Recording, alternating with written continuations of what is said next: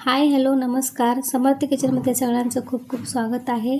तर आज आपण पाहणार आहोत एक अतिशय चविष्ट, पौष्टिक आणि झटपट होणारी रेसिपी, दुधी भोपळा थालीपीठ. ही रेसिपी लहान मुलांपासून ते आजी आजोबांपर्यंत सगळ्यांसाठी उत्तम आहे. डाएट करणाऱ्यांसाठी, पोट हलकं ठेवण्यासाठी आणि रोजच्या स्वयंपाकात वेगळेपणा आणण्यासाठी ही रेसिपी नक्की ट्राय करा. दुधी भोपळा फार पाणीदार असेल तर थोडं पाणी पिळून घ्या आणि ज्वारीचं पीठ नसेल तर फक्त कणकेतही करू शकता. चला तर मग साहित्य पाहूया. इथे मी मध्यम आकाराचा दुधी भोपळा घेतलेला आहे. कोथिंबीर, आलं, 15 ते 20 लसणाच्या पाकळ्या, 5 हिरवी मिरची आणि 1 कांदा.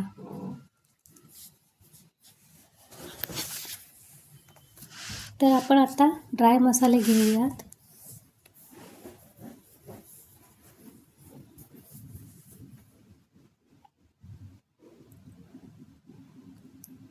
एक चमचा चिकन मसाला,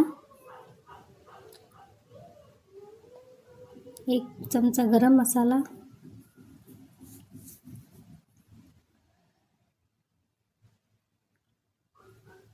1 चमचा सब्जी मसाला,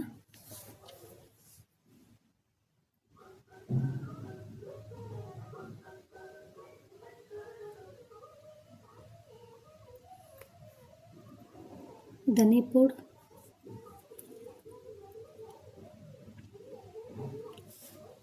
तीळ,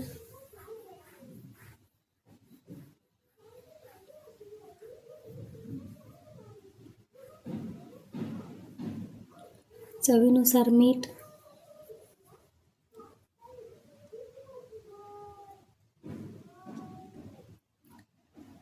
ओवा बारीक करून घेतलेला आहे,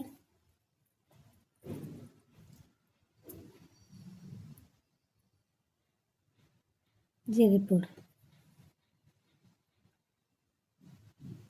दुधी भोपळा जर कडू लागत असेल तर तो अजिबात वापरू नका. दुधी भोपळा धुवून पुसून घ्यायचं,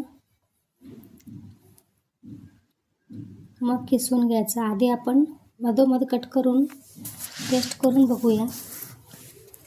कडू दुधी भोपळा आरोग्यासाठी अपायकारक ठरू शकतो, त्यामुळे वापरण्यापूर्वी भोपळ्याचा छोटासा तुकडा चव घेऊन तपासून घ्या. जर कडूपणा जाणवला तर तो भोपळा फेकून देण्यास योग्य आहे. आता आपण एका भांड्यात पीठ आणि सगळे मसाले, कांदे चिरून घेऊया. अद्रक, आलं, लसूण पेस्ट करून घेऊया. आलं, लसूण आणि मिरची, कोथिंबीर. इथं गव्हाचं पीठ घेतलेलं आहे 1 वाटी, कसुरी मेथी. आता आपण हे पेस्ट करून घेऊया.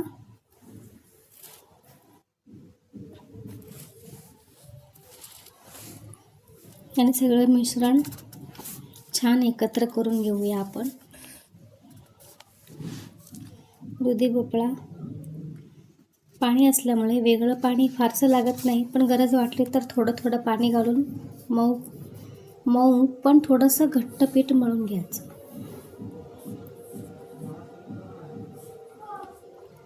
आणि छान मळून झाल्यावर 20 मिनटं झाकून ठेवूया पीठ.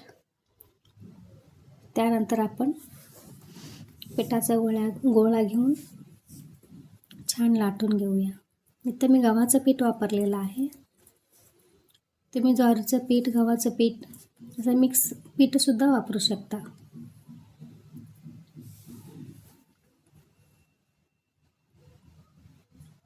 थालीपीठ मंद आचेवर भाजल्यास चव खूप छान येते.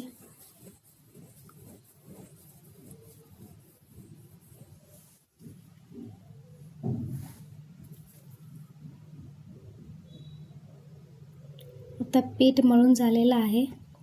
20 मिनटं रेस्ट झालं. आता आपण लाटून घेऊया.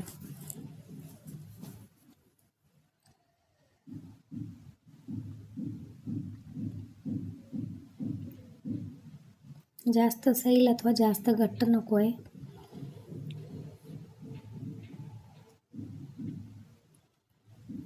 तर इथे मी लाटून घेतलेलं आहे आणि मधोमध्ये असं छिद्र करून घेतलेलं आहे.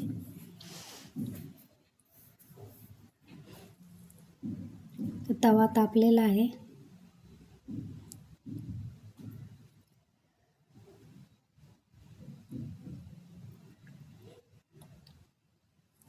तर आपण थालीपीठ अलगद हाताने घेऊन तव्यावर घालून मी थोडं लोणी लावून घेते. तूप अथवा तेल पण लावू शकता तुमच्या आवडीनुसार. अशा प्रकारे आपण भाजून घेऊया. दोन्ही बाजूने नीट भाजल्या गेल्या पाहिजे, छान कुरकुरीत होईपर्यंत.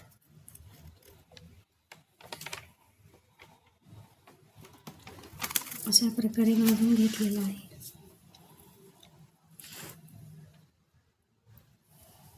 गरमागरम दुधी भोपळा थालीपीठ दही, लोणचं, तूप किंवा चटणीसोबत तयार आहे. नक्की ट्राय करा. नाश्त्यासाठी, डब्यासाठी आणि रेसिपी खूप छान आहे. आजची दुधी भोपळा थालीपीठ रेसिपी तुम्हाला नक्कीच आवडली असेल अशी मला खात्री आहे. रेसिपी आवडली असेल तर व्हिडिओला लाईक करा, शेअर करा, सबस्क्राईब करा. बेल आयकॉन दाबायला विसरू नका. रेसिपी करून पाहिल्यावर तुमचा अनुभव कमेंटद्वारा नक्की सांगा. पुन्हा भेटूया अशाच सोप्या, चविष्ट आणि घरगुती रेसिपीसोबत. तोपर्यंत हॅपी कुकिंग आणि हॅपी इटिंग. थँक्यू.